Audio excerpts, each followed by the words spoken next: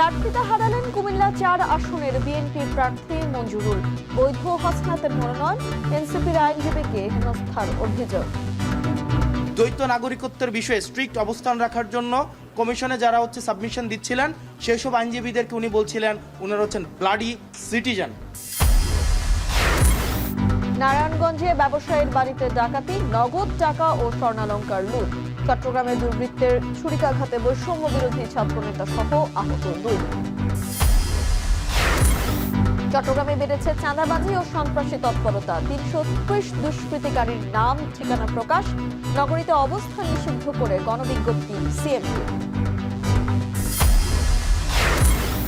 এবং নোয়াখালীতে সরকারি বরাদ্দের সার মাদকের বিনিময়ে পাচার হচ্ছে মিয়ানমারে। ভরা মৌসুমেও চাহিদার অর্ধেক মেটাতে পারছে না কৃষক।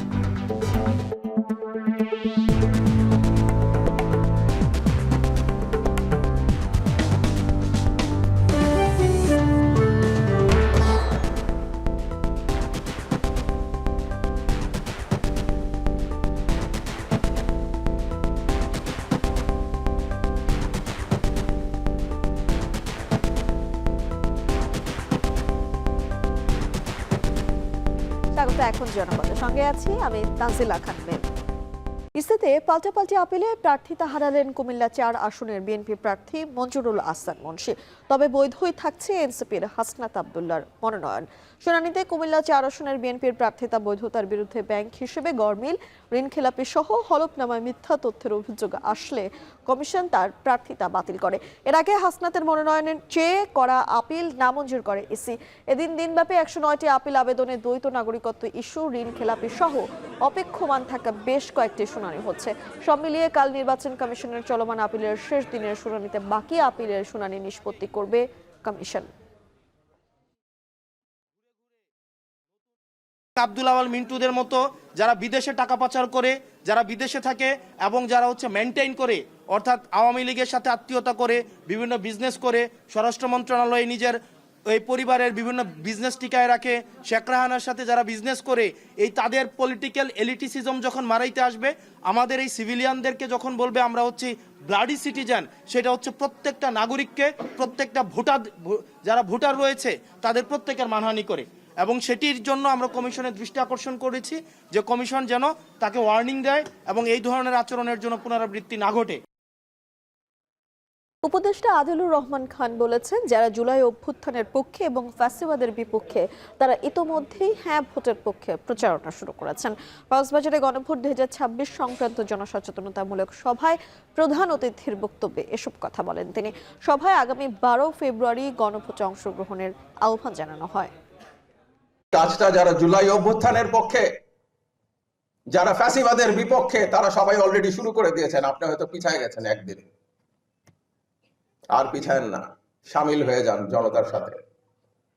জনতার কাফেলা হ্যাঁ ভোটের পক্ষে, জনতার কাফেলা জুলাই সনদের পক্ষে। নারায়ণগঞ্জের আড়াইহাজারে গভীর রাতে এক ব্যবসায়ীর বাড়িতে সংঘবদ্ধ ডাকাতের ঘটনা ঘটেছে। ডাকাতরা লুট করে নিয়ে গেছে নগদ টাকা, স্বর্ণালংকার ও মূল্যবান আসবাবপত্র। শুক্রবার রাত ১:৩০টার দিকে উপজেলা ফতেপুর ইউনিয়নের সিঙ্গারপুর গ্রামে মৎস্য ব্যবসায়ী সিরাজুল ইসলামের বাড়িতে ২৫ থেকে ৩০ জনের একটি ডাকাত দল হানা দেয়। ডাকাতরা ঘরের দরজা ভেঙে অস্ত্রের মুখে পরিবারের সদস্যদের জিম্মি করে রাখে। এ সময় তারা একের পর এক আলমারি ভেঙে প্রায় ৪০,০০০ টাকা নগদ, স্বর্ণালংকার, ২টি মোবাইল ফোন সহ বিভিন্ন মূল্যবান সামগ্রী লুট করে নিয়ে যায়। টাকা কম পাওয়ায় ডাকাতরা পুনরায় হামলার হুমকিও দিয়ে যায় বলে অভিযোগ ভুক্তভোগীর পরিবারের।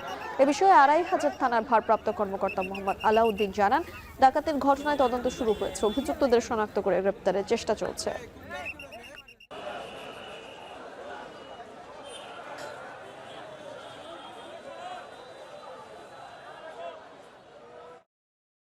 চট্টগ্রামে বৈষম্য বিরোধী আন্দোলনের 2 নেতাকর্মীর উপর হামলার অভিযোগ উঠেছে। চট্টগ্রাম দক্ষিণ জেলা বৈষম্য বিরোধী আন্দোলনের সংগঠক হাসনাত আব্দুল্লাহ এবং কর্মী মাইনউদ্দিন হামলায় আহত হয়েছেন। গতরাতে পটিয়া থেকে চন্দনাশয়ে ফেরার পথে হামলার শিকার হন তারা। আহতরা জানান, তারা সিএনজি চালিত অটোরিকশায় করে যাওয়ার সময় চন্দনাইশ এলাকায় পৌঁছলে মুখোশধারী কয়েকজন দুর্বৃত্ত তাদের গাড়ি থামিয়ে নামিয়ে দেয় এবং এলোপাতাড়ি মারধর শুরু করে। এক পর্যায়ে হাতের ছুরিকাঘাতে আহত হন সংগঠক হাসনাত আব্দুল্লাহ। পরে স্থানীয় মানুষ ও সহযোগীরা তাদের উদ্ধার করে চন্দনাইশ উপজেলা স্বাস্থ্য কমপ্লেক্সে নিয়ে যায়। আহতদের অভিযোগ, চন্দনা এসে বিএনপি মনোনীত প্রার্থী জসিমউদ্দিনের মনোনয়ন বাতিলের দাবিতে তারা দীর্ঘদিন ধরে মানববন্ধন, সংবাদ সম্মেলন ও প্রশাসনের কাছে আবেদন সহ নানা কর্মসূচি পালন করে আসছেন। এর জের ধরেই তার অনুসারীরা তাদের হুমকি দিয়ে আসছিল এবং পরিকল্পিতভাবে এই হামলা চালিয়েছে বলে দাবি করেন তারা। এই ঘটনায় এলাকায় উত্তেজনা বিরাজ করছে।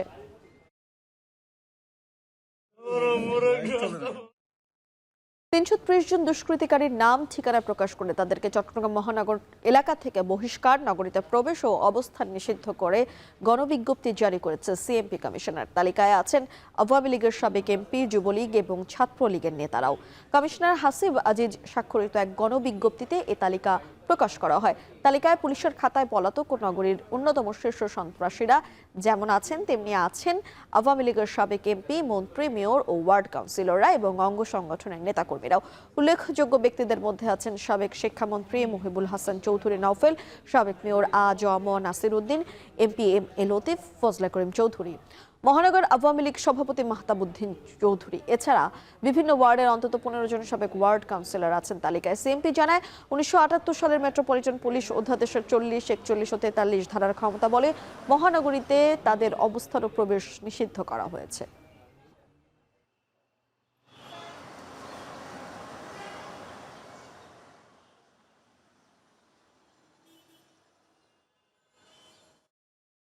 নির্বাচনের আগে চট্টগ্রামে বেড়েছে চাঁদাবাজি ও সন্ত্রাসী তৎপরতা। আতঙ্কে ব্যবসায়ীরা। আবাসন খাত, ঝুট ব্যবসা, বালুমহল থেকে শুরু করে বড় বাণিজ্য কেন্দ্র কোনো কিছুই বাদ যাচ্ছে না। সম্প্রতি গুলি, হামলা ও হত্যায় উৎকণ্ঠা আরও বেড়েছে। ব্যবসায়ীদের অভিযোগ, গ্রেপ্তার ও অস্ত্র উদ্ধারে অগ্রগতি না থাকায় আরও বেপরোয়া হয়ে উঠছে সন্ত্রাসীরা। আরও জানাচ্ছেন হাজেরা শুলি। নগরীর চন্দনপুরা এলাকা। ভোরের আলো ফোটার আগেই দুর্বৃত্তদের গুলিতে কেঁপে উঠে সাবেক সংসদ সদস্য মুজিবুর রহমানের বাসভবন। গত 2 জানুয়ারি ভোরের আলোয় কয়েক রাউন্ড গুলি ছুড়ে একটি সাদা মাইক্রোবাসে পালিয়ে যায় দুর্বৃত্তরা। অভিযোগ রয়েছে, বিদেশে পলাতক সন্ত্রাসী বড় সাজ্জাদের নামে বিদেশির নম্বর থেকে 10 কোটি টাকা চাঁদা দাবি করা হয়। চাঁদা না দেয়ায় ভয় দেখাতেই এই হামলা। একই কায়দায় গেল বছরের জানুয়ারিতে হাটহাজারীতে এক ইটভাটা ও আবাসন ব্যবসায়ীর বাড়িতেও দিনে দুপুরে গুলি চালানো হয়। কয়েকদিন আগে নগরীর হামজারবাগে একটি নির্মাণাধীন ভবনে চাঁদা না পেয়ে গুলি ও 3 শ্রমিককে ছুরিকাঘাত করে দুর্বৃত্তরা। একই থানায় 2 স্বর্ণ ব্যবসায়ীর কাছ থেকে লুট করা হয় প্রায় 350 ভরি স্বর্ণ। সবশেষ কালুরঘাটে বিএডিসি কার্যালয়ে ঢুকে টেন্ডার বাগিয়ে নিতে কর্মচারীদের হত্যার হুমকির অভিযোগ উঠেছে একটি সন্ত্রাসী গ্রুপের বিরুদ্ধে। ব্যবসায়ীরা বলছেন, নির্বাচনকে ঘিরে খাতভিত্তিক প্রকাশ্য ও নীরব চাঁদাবাজি বেড়েছে। চাঁদার লেভেলটা আসলে কয়েক পর্যায়ে আছে। কোনোটা দেখা যায় দোকানে চাঁদাবাজি, কোনোটা আপনার জুট নিয়ে চাঁদাবাজি, কোনোটা ওই যে আপনার কনস্ট্রাকশন নিয়ে চাঁদাবাজি, এই টাইপের চাঁদাবাজি কিছু থাকে। আর কিছু ব্যবসায়ীদেরকে তো হয়রানি আছেই। আমরা যারা ব্যবসা করতেছি ওদের এরকম যদি থ্রেট আসতে থাকে তাহলে তারা তো এক পর্যায়ে আপনার বিনিয়োগটাই বন্ধ করে দেবে। বিদেশ থেকে টেলিফোন আসছে, এটা তো দেখছেনই। তারপরে এখানে আবার হুমকি দিচ্ছে, আবার বাইরে গুলি করে চলে যাচ্ছে। হুমকি দেওয়ার পর আপনার জানালায় গুলি করে চলে যাচ্ছে। ভয়ভীতির মাধ্যমে আদায় করা যায়। আমি আলটিমেটাম দিয়ে গেলাম, চাঁদা দাও, না হলে তোমার জীবন নিয়ে নেওয়া হবে। আর এরকম হত্যাকাণ্ড তো হচ্ছে। সম্প্রতি ফটিকছড়িতে ঝুট ব্যবসা নিয়ে বিরোধে গুলিতে নিহত হন জামাত কর্মী জামাল। প্রায় কাছাকাছি সময়ে ছিনতাইকারীর হাতে হাটহাজারী ও বন্দর থানায় প্রাণ হারান আরও 2 জন। আবাসন খাতের উদ্যোক্তারা বলছেন, আগে চাঁদাবাজি ছিল নিয়ন্ত্রিত, এখন তা হয়ে উঠেছে বেপরোয়া ও নিয়ন্ত্রণহীন। অনেক ব্যবসায়ী আছেন কিছু বিষয় হাইড করে যাচ্ছেন যে আমি এটা ফলাও করলে হয়তো আমার ব্যবসার ক্ষতি হবে, সেই জন্য নিজেরাই অ্যাকুইজিশন করে নিয়ে যাচ্ছেন। আবার অনেকে আছে পলিটিক্যাল সাপোর্ট ইউজ করে চাঁদাবাজিটাকে কন্ট্রোল করতেছেন। যে যেভাবে পারতেছে তার ব্যবসাকে রক্ষা করার জন্য তিনি বিষয়টাকে নেগোসিয়েশন করে চলতেছে। ব্যবসায়ীরা অভিযোগ করছেন, শীর্ষ সন্ত্রাসীরা জামিনে মুক্ত হয়ে আবারও সক্রিয় হচ্ছে। এতে নিরাপত্তা ও বিনিয়োগ দুইই হুমকির মুখে পড়ছে। পুলিশ কর্মকর্তারা এসব বিষয়ে ক্যামেরার সামনে কথা বলতে রাজি না হলেও তাদের দাবি আইনশৃঙ্খলা পরিস্থিতি স্বাভাবিক রাখতে নিয়মিত অভিযান চলছে। চলতি জানুয়ারির প্রথম 13 দিনে গ্রেফতার করা হয়েছে 14 জন শীর্ষ সন্ত্রাসী, 201 জন ছিনতাইকারী এবং 33 জন চাঁদাবাজ। নির্বাচনের আগে চট্টগ্রামে বাড়তে থাকা এই সন্ত্রাস ও চাঁদাবাজি, ব্যবসা বাণিজ্য সহ সাধারণ মানুষের জীবনকেও অনিশ্চয়তার দিকে ঠেলে দিচ্ছে। হাজেরা শিউলি, এখন, চট্টগ্রাম। শহীদ শরীফ ওসমান হাদি হত্যার বিচারের দাবিতে চট্টগ্রামে মিছিল ও তথ্যচিত্র প্রদর্শনী চলছে। এ বিষয়ে জানাতে নগরীর সিআরবি এলাকা থেকে যুক্ত হচ্ছেন শোয়েব রহমান। শোয়েব, ওসমান হাদির বিচারের দাবিতে আন্দোলনকারীরা কি বলছেন?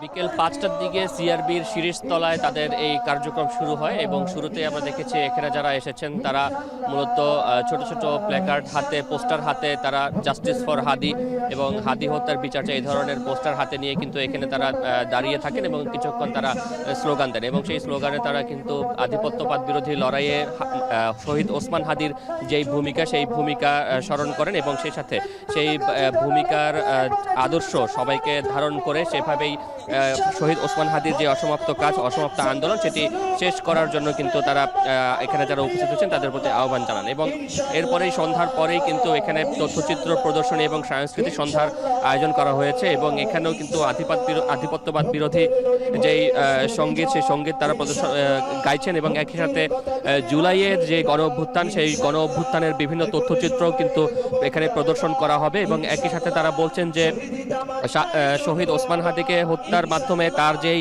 দর্শন, তার যেই আদর্শ, সেটিকে হত্যা করা যাবে না, বরং একজন হাদিকে হত্যা করা হলেও আরো লক্ষ কোটি যুবক যুবতী তারা হাদি হয়ে আসবেন এবং তারা হাদির যেই ইনসাফের সমাজ, ন্যায় ভিত্তিক যেই সমাজ প্রতিষ্ঠার স্বপ্ন হাদি দেখতেন, সেই সমাজ তারা প্রতিষ্ঠা করতে লড়াই সংগ্রাম চালিয়ে যাবেন বলেও কিন্তু তারা জানিয়েছেন এবং আধিপত্যবাদ বিরোধী আন্দোলনের হাদির যে ভূমিকা, সেই ভূমিকাকে বুকে ধারণ করে নিয়ে তারা তাদের অসমাপ্ত আন্দোলন চালিয়ে যাবেন, সেই কথাই কিন্তু তারা বলছেন।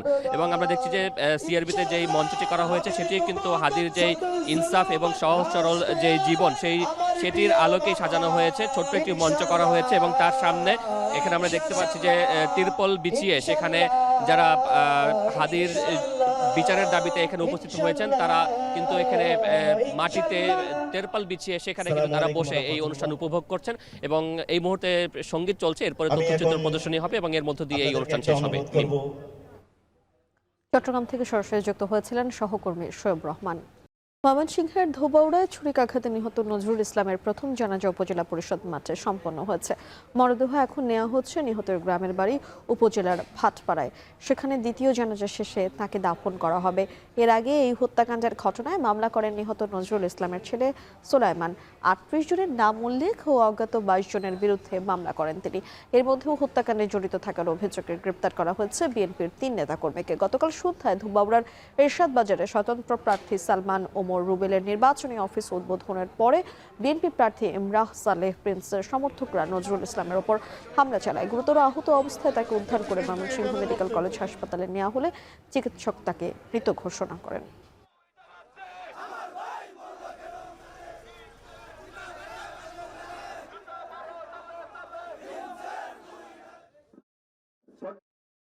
রাজধানীর উত্তরায় বহুতল ভবনে অগ্নিকাণ্ডে নিহতদের দাফন সম্পন্ন হয়েছে। কুমিল্লার চৌদ্দগ্রাম উপজেলার চিউড়া কাজীবাড়ি প্রাঙ্গণে সকালে নামাজের জানাজা শেষে পারিবারিক কবরস্থানে দাফন করা হয়। এর আগে শুক্রবার রাতে কুমিল্লা নগরীর দারোগা বাড়ি মাজার প্রাঙ্গণে জানাজা শেষে নগরীর নানুয়া দিঘির বাসভবনে মরদেহগুলো রাখা হয়। সকালে 3টি মরদেহ গ্রামে নিয়ে আসা হলে এলাকায় মাতম সৃষ্টি হয়। আত্মীয় স্বজন, পাড়া প্রতিবেশী সহ এলাকাবাসী নিহতদের এক নজর দেখার জন্য কাজে বাড়িতে ছুটে আসেন। জানাজার নামাজে এলাকার গণ্যমান্য ব্যক্তি সহ এলাকার শত শত মানুষ উপস্থিত ছিলেন। কাজী ফজলে রাব্বি, তার স্ত্রী আফরোজা বেগম সুবর্ণা এবং তাদের সন্তান কাজী ফায়াজ রিশান রাজধানীর উত্তরা অগ্নিকাণ্ডে মর্মান্তিকভাবে নিহত হয়। ঢাকায় জানাজা শেষে মরদেহ রাতেই কুমিল্লার নানুয়ার দিঘির পাড়ের বাসায় আনা হয়। এরপর পার্শ্ববর্তী দারোগা বাড়ি জামে মসজিদে দ্বিতীয় জানাজা অনুষ্ঠিত হয়। আজ সকালে চৌদ্দগ্রাম উপজেলার চিউড়া কাজীবাড়িতে পারিবারিক কবরস্থানে তাদের দাফন করা হয়।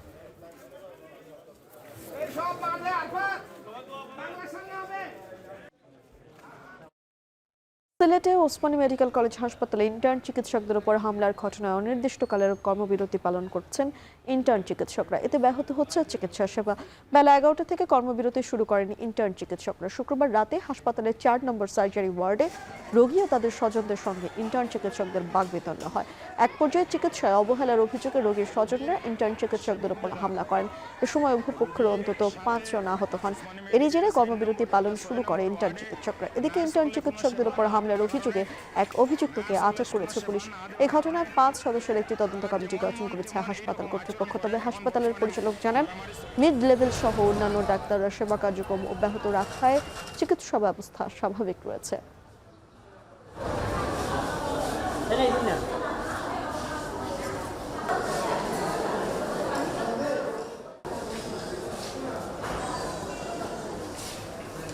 এখন পর্যন্ত আমরা কোনো সমাধানে আসতে পারিনি, তাই আমাদের কর্মবিরতি চলমান থাকবে। একটা সুষ্ঠু সমাধান আসার আগ পর্যন্ত আমাদের কর্মবিরতি আমরা চালিয়ে যাব। আমি ইন্টারনেটদের অনুরোধ করছি তারা যেন কর্মবিরতিতে না যায়।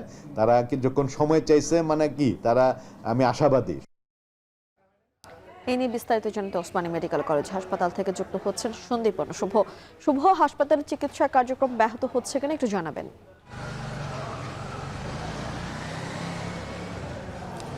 মিম, এটি সিলেট বিভাগের টারশিয়ারি লেভেলের একমাত্র হাসপাতাল। তাই আপনি যেমনটি জানতে চাচ্ছিলেন যে চিকিৎসা কার্যক্রম ব্যাহত হওয়ার কথা, সেটি আসলে অবশ্যই হচ্ছে। আমরা একটু আগেও আসলে হাসপাতালের জরুরি বিভাগ সহ বিভিন্ন ওয়ার্ডে ঘুরেছি, দেখেছি যে আসলে রুগীরা অবর্ণনীয় কষ্ট পাচ্ছেন। এবং আমি যদি একটু পিছনে ফিরি, সেক্ষেত্রে গতকাল রাতের কথা বলতে হয়। রাত্রে মধ্যরাত্রির দিকে একটি ঘটনা ঘটে, যে ঘটনাটা হচ্ছে চিকিৎসা অবহেলার অভিযোগ আনেন একদল রুগীর স্বজনরা, এবং তারা কিন্তু হামলা করেন একজন ইন্টার্ন চিকিৎসককে, নারী ইন্টার্ন চিকিৎসক। তার প্রেক্ষিতে কিন্তু নিরাপত্তা ইস্যুতে এবং সেই ন্যাক্কারজনক হামলার প্রতিবাদে আজকে সকাল 11টা থেকেই কিন্তু এই ইন্টার্ন চিকিৎসকরা তারা তাদের কর্মবিরতিতে যান, এবং এক দফা আলোচনাও হয় কর্তৃপক্ষের সাথে, প্রশাসনের সাথে। তারা রুদ্ধদ্বার বৈঠকের পরও কিন্তু কোনো সমাধান আসেনি। তারা কিন্তু তাদের কর্মবিরতি এখন পর্যন্ত চালিয়ে যাচ্ছেন, এবং যার ফলে আমরা দেখেছিলাম যে একটু আগেও জরুরি বিভাগে কিন্তু দীর্ঘ রোগীর লাইন ছিল, এবং তারা কিন্তু বেশ কষ্ট পাচ্ছিলেন। তারা বলছিলেন যে আসলে ঠিকভাবে তারা চিকিৎসা সেবা পাচ্ছেন না। যেহেতু এখানে 3 শতাধিক ইন্টার্ন চিকিৎসক রয়েছে, এবং আপনি নিশ্চয়ই জানেন ইন্টার্ন চিকিৎসকদেরকে কিন্তু এই সিলেট এমএজি ওসমানী মেডিকেলের মতো হাসপাতালগুলিতে কিন্তু প্রাণও বলা হয় থেকে চিকিৎসার, এবং তারা যখনই চলে যান সেক্ষেত্রে কিন্তু একটা শূন্যতা সৃষ্টি হয়। তবে প্রশাসন বলছেন মিড লেভেল চিকিৎসক যারা রয়েছে তাদের মাধ্যমে কিন্তু চিকিৎসা সেবা চলে যাওয়া হচ্ছে। এবং আপনি জানেন যে এখানে কিন্তু 5 সদস্য বিশিষ্ট একটি তদন্ত কমিটিও করা হয়েছে, এবং প্রশাসন আমাদেরকে আরেকটি বিষয় জানিয়েছেন যে এই বিষয়ে মামলা হবে বা আইনি কী পদক্ষেপ নেওয়া হবে সেটি তারা পরবর্তীতে জানাবেন। তবে ইন্টার্ন চিকিৎসকরা যেন কাজে ফেরেন সে বিষয়ে তারা তাদেরকে আহ্বান জানিয়েছিলেন, কিন্তু সেই আহ্বানে তারা সাড়া দেননি। তারা কিন্তু নাকচ করে দিয়েছেন, এবং তারা কর্মবিরতি চালিয়ে যাচ্ছেন। এবং সিলেটের এই এমএজি ওসমানী মেডিকেল কলেজ হাসপাতালের কথা যদি আপনাকে একটু বলি, সেক্ষেত্রে কিন্তু বলতে হয় যে 4টি জেলার জন্য যে প্রধান যে হাসপাতাল, সেটি কিন্তু একমাত্র Sylhet MAG Osmani medical college হাসপাতাল। এবং এই হাসপাতালে যখনই এর ধরনের সিদ্ধান্ত চিকিৎসকরা নিয়ে থাকেন তখন কিন্তু বিপাকে পড়েন রোগীরা, এবং যেটি হচ্ছে আজকেও। এবং আমি একটু আগে দেখছিলাম যে কিছু রোগীরা কিন্তু তারা কাতরাচ্ছেন যন্ত্রণায়, এবং তারা কিন্তু চিকিৎসা সেভাবে পাচ্ছে না। তবে মিড লেভেল চিকিৎসকরা কিন্তু আপ্রাণ চেষ্টা চালিয়ে যাচ্ছেন। এই ছিল Sylhet MAG Osmani medical college হাসপাতাল থেকে আমার কাছে সর্বশেষ। সিলেট থেকে সরাসরি যুক্ত হয়েছিলেন সন্দীপন শুভ। সাভারের বেসিক চামড়া শিল্পনগরীতে ন্যূনতম মজুরি বাস্তবায়নের দাবিতে শ্রমিক সমাবেশ করেছেন ট্যানারি শ্রমিকরা। শনিবার দুপুরে সাভারের বেসিক চামড়া শিল্পনগরীর ট্যানারি ওয়ার্কার্স ইউনিয়নের ব্যানারে ট্যানারি শ্রমিকরা জড়ো হয়ে সমাবেশ করেন। সরকার ঘোষিত ন্যূনতম মজুরি এখনও বাস্তবায়ন না হওয়ায় ক্ষোভে ফেটে পড়েন ট্যানারি শ্রমিকরা। শ্রমিকদের অভিযোগ, অন্যান্য শিল্প খাতে ন্যূনতম মজুরি ঘোষণা হওয়ার পরপরই তা কার্যকর হলেও ট্যানারি খাতের মালিকপক্ষ নানা অজুহাতে সময় ক্ষেপণ করছে। এতে আর্থিক সংকটে পড়েছেন তারা। এ সময় 20 তারিখের মধ্যে দাবি মানা না হলে বৃহত্তর আন্দোলনের হুঁশিয়ারি দেন শ্রমিক নেতারা।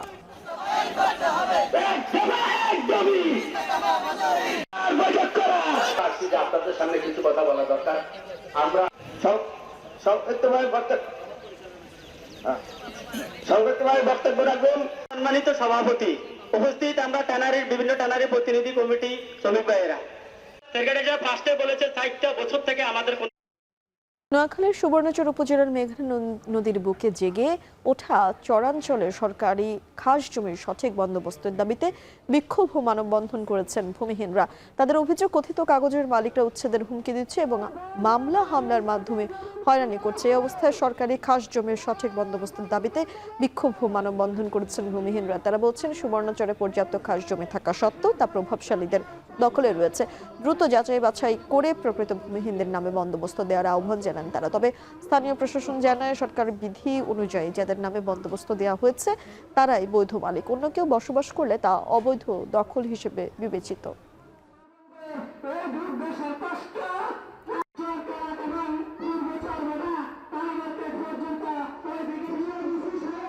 চাঁদপুরে উর্বর ফসলি জমির টপ সয়েল পুড়িয়ে তৈরি হচ্ছে ইট। প্রকাশ্য জমির উর্বর মাটি কেটে নেওয়া হচ্ছে ভাটায়। এতে নষ্ট হচ্ছে একরের পর একক ফসল জমি। সে সঙ্গে মাটি বহনকারী ট্রাক্টরের চাকায় ক্ষতিগ্রস্ত হচ্ছে গ্রামীণ সড়ক। প্রশাসন বলছে, সচেতনতা বাড়ানোর পাশাপাশি জড়িতদের বিরুদ্ধে চালানো হচ্ছে নিয়মিত অভিযান। তালহা জুবাইরের প্রতিবেদন। এটি চাঁদপুরের ফরিদগঞ্জ উপজেলার দেইচর গ্রামের লাইতলি বিল, যেখানে চাষাবাদ করে জীবিকা নির্বাহ করেন কৃষক আরিফ হোসেন। অপলক দৃষ্টিতে দেখছেন বিলের উর্বর জমির মাটি কেটে নেয়ার দৃশ্য, কারণ এর প্রভাব পড়বে পাশে থাকা তার জমিতেও। কোদালের একটি কোপ যেন মাটি নয়, ভেদ করছে তার হৃদয়ে। অথচ মাত্র কিছুদিন আগেই কাটা হয়েছে এই জমিতে উৎপাদিত ধান। মাটি তো পুরো নয়, পুরো হলো আমাদের রিজিক। তারপরে এই যে ইট বাটা নিয়ে মাটিগুলা সব ফুটতেছে আর ইট বানাইতেছে, আমাদের রিজিক সহকারে ফুটতেছে। শুধু লাইতলি বিলই নয়, প্রতিদিন এভাবেই মাটি কেটে নেওয়া হচ্ছে বিভিন্ন বিলের। উর্বর মাটি হারিয়ে বিরান ভূমিতে পরিণত হচ্ছে একরের পর একর ফসলের মাঠ। অর্থের লোভে কিছু মানুষ ইটভাটায় বিক্রি করে দিচ্ছে মাটি। নতুন প্রাণ সঞ্চারের বদলে আগুনে পুড়ে তা পরিণত হচ্ছে ইটে। এদিকে মাটি বহনকারী নিষিদ্ধ ট্রাক্টরের চাকায় নষ্ট হচ্ছে গ্রামীণ জনপদের সড়ক। মাটি তো কাটে না, এটা আমাকে কলসা কাটিলে যেতে আছে, বুঝছেন নেই? এগুলা সব কৃষকের অপরাধ। কৃষকেরা কাটতে আছে, কৃষকেরা জমিওয়ালারা বিক্রি করতে আছে। যে মাটিগুলা কাটিলে যেতে আছে, আমরা অনেক ক্ষতি হইতে আছে। আমরা অনেক গৃহস্থরে কইতাম গেলে আমার বাড়ি আমি বেশি, আমনে কি শত শত যে ট্রাকে ক্ষেতের থেকে মাটি নেয়, ট্রাক গুলা ওই যে পাহাড়তলি গাড়িগুলা এগুলা যায় রাস্তাগুলা ভাঙ্গা ফেলা। ফরিদগঞ্জ, হাজীগঞ্জ, শাহরাস্তি সহ জেলার প্রতিটি উপজেলাতেই কাটা হচ্ছে উর্বর মাটি, যার উর্বরতা ফিরতে সময় লাগে বেশ কয়েক বছর। যা রোধ করতে বিভিন্ন সময় অভিযান চালাচ্ছে প্রশাসনও। তবে জেলায় কত হেক্টর জমি ক্ষতিগ্রস্ত তার নির্দিষ্ট হিসেব না থাকলেও জমির উর্বর মাটি বিক্রি না করতে কৃষকদের উদ্বুদ্ধ করার কথা জানান কৃষি কর্মকর্তারা। জেলা প্রশাসন, উপজেলা প্রশাসনের মাধ্যমে, ম্যাজিস্ট্রেটের মাধ্যমে আমরা প্রতিনিয়ত মোবাইল কোর্ট পরিচালনা করছি। একদিকে যেমন কৃষি ব্যাহত হচ্ছে, পাশাপাশি কিন্তু রাস্তাঘাট এবং অন্যান্য জায়গায় কিন্তু ভাঙনের শিকার হচ্ছে। কাজে এটার ব্যাপারে স্থানীয়ভাবে নিজ উদ্যোগে ব্যক্তি পর্যায়ে যদি সচেতনতা সৃষ্টি না হয়, তাহলে এটা ভবিষ্যতের জন্য খুবই হুমকি হয়ে দাঁড়াবে। মাটিটাকে রিসাইক্লিং করে আবার পরবর্তীতে প্রচুর পরিমাণে জৈব সার ব্যবহার করে আবার সেই টপসয়েল গ্রো করতে কিন্তু বেশ কয়েক বছর সময় লেগে যায়। তাতে কিন্তু এই কয়েকটা বছর কিন্তু ফসলের উৎপাদন অনেকটা কমে যায়। আমরা সেই বিষয়টাই কিন্তু কৃষকদেরকে উদ্বুদ্ধ করতেছি, যাতে কোনোভাবেই তারা টপসয়েল বিক্রি না করে এবং ফসল উৎপাদনের যাতে কোনো হ্যাম্পার না হয়। খাদ্য উৎপাদনের প্রাণকেন্দ্র ফসলি জমির উর্বর মাটি কাটা রোধ করা না গেলে কমবে ফসলের মান। এতে খাদ্যে স্বয়ংসম্পূর্ণ হওয়ার পরিবর্তে আমদানি নির্ভর হয়ে পড়বে দেশ। তালহা জুবাইর, এখন চাঁদপুর। চলমান এলপিজি গ্যাস সংকটের কারণে চট্টগ্রামে পরিবহন খাতে গুরুতর বিপর্যয়ের মুখে পড়েছে। সরবরাহ না থাকায় এলপিজি গ্যাস স্টেশনে এসে ফেরত যাচ্ছেন চালকরা। কেউ কেউ ঘন্টার পর ঘন্টা অপেক্ষা করেও 500 টাকার উপরে গ্যাস পাচ্ছেন না। এতে ব্যাহত হচ্ছে যান চলাচল। বেশি দাম দিয়েও গ্যাস না পাওয়ায় ক্ষুব্ধ চালকরা। কবে এই সমস্যার সমাধান মিলবে তাও বলতে পারছেন না স্টেশন মালিকরা। এমন অবস্থায় আমদানি সংক্রান্ত জটিলতা দ্রুত সমাধান করা এবং ভবিষ্যতের সংকট এড়াতে প্রয়োজনীয় পদক্ষেপ ও বিকল্প উৎস থেকে এলপিজি আমদানির দাবি এলপিজি সংশ্লিষ্টদের। দেশে প্রতি মাসে গড়ে প্রায় 1,40,000 মেট্রিক টন এলপিজি ব্যবহার হয়। এর মধ্যে পরিবহন খাতে ব্যবহৃত প্রায় 15,000 মেট্রিক টন, যা মোট ব্যবহারের প্রায় 10%।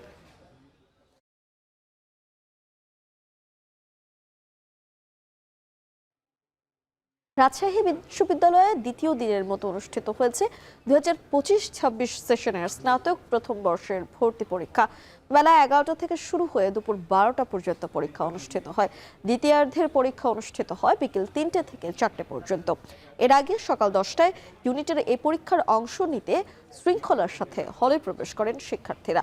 দ্বিতীয় দিনের পরীক্ষায় কলা অনুষদভুক্ত বিষয়গুলোয় 1,15,000 পরীক্ষার্থী অংশ নিচ্ছে। দ্বিতীয় দিনে পকেট রাউটার ও মোবাইল ফোন সহ এক শিক্ষার্থীকে আটক করে কর্তৃপক্ষ। গতকাল প্রথম দিনেও পরীক্ষায় অসৎ উপায় অবলম্বনের জন্য 2 জন আটক হয়েছে। এবছর রাজশাহী বিশ্ববিদ্যালয়ের মূল ক্যাম্পাস ছাড়াও ঢাকা, চট্টগ্রাম, খুলনা, রংপুর ও বরিশাল সহ বিভিন্ন আঞ্চলিক কেন্দ্রে একযোগে পরীক্ষা অনুষ্ঠিত হচ্ছে। এবারে পরীক্ষায় আসন প্রতি লড়ছেন 102 জন। পরীক্ষা শেষে শিক্ষার্থীরা পরীক্ষার পরিবেশ, প্রশ্নপত্র ও সার্বিক ব্যবস্থাপনায় সন্তুষ্টি প্রকাশ করেন।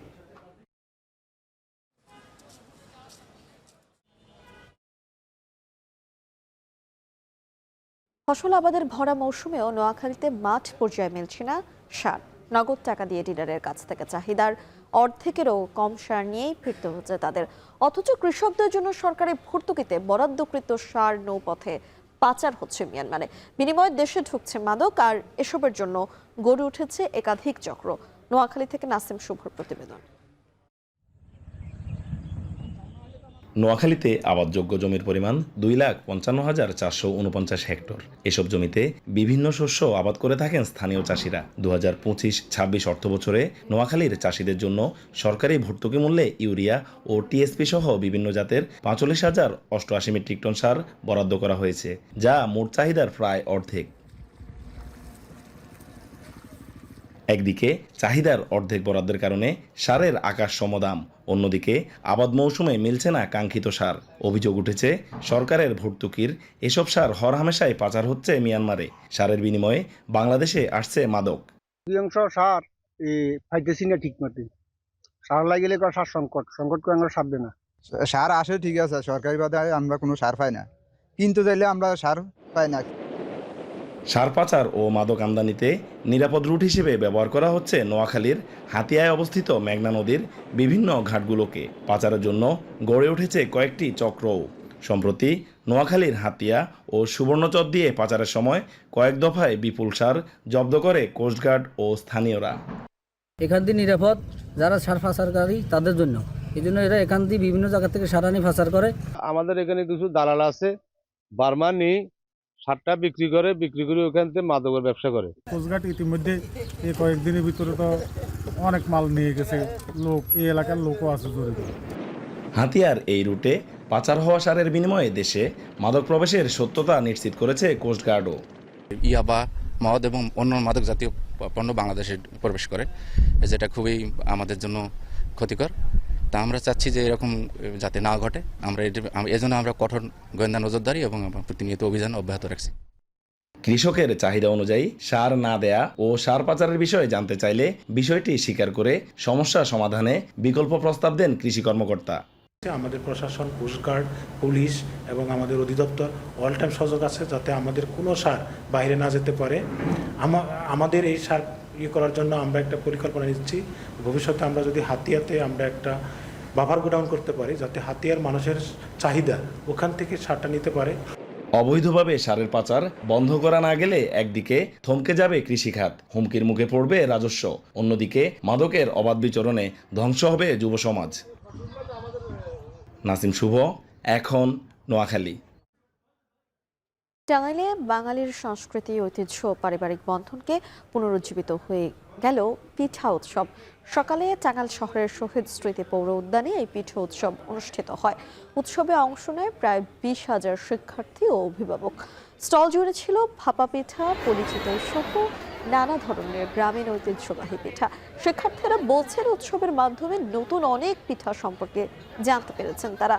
অনুষ্ঠানে প্রধান অতিথি হিসেবে উপস্থিত ছিলেন বিএনপির প্রচার সম্পাদক সুলতান সালাউদ্দিন টুকু। শাহীন শিক্ষা পরিবারের চেয়ারম্যান মোহাম্মদ মাসুদুল আমিন শাহীনের সভাপতিত্বে প্রধান বক্তা ছিলেন জেলা বিএনপির সভাপতি হাসানুজ্জামান শাহীন। উৎসব শেষে বিভিন্ন প্রতিযোগিতার বিজয়ীদের হাতে পুরস্কার তুলে দেওয়া হয়।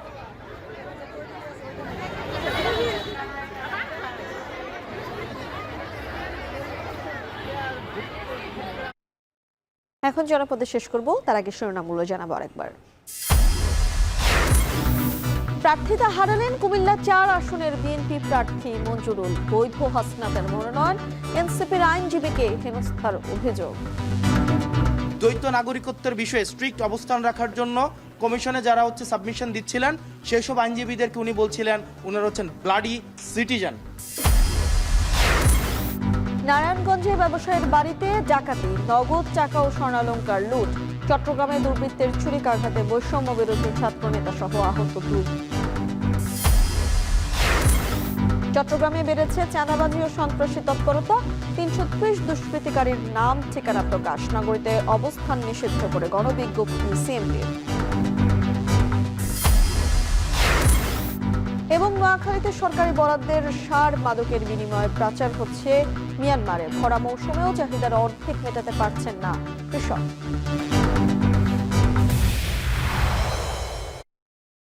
শেষ করছি এখন জনপদে। এখন টেলিভিশন ওয়েবসাইটে দেখতে ভিজিট করুন এখন.tv, ফেসবুকে দেখুন facebook.com/tv.এখন, এছাড়া ইউটিউবে দেখুন youtube.com/c/echontv।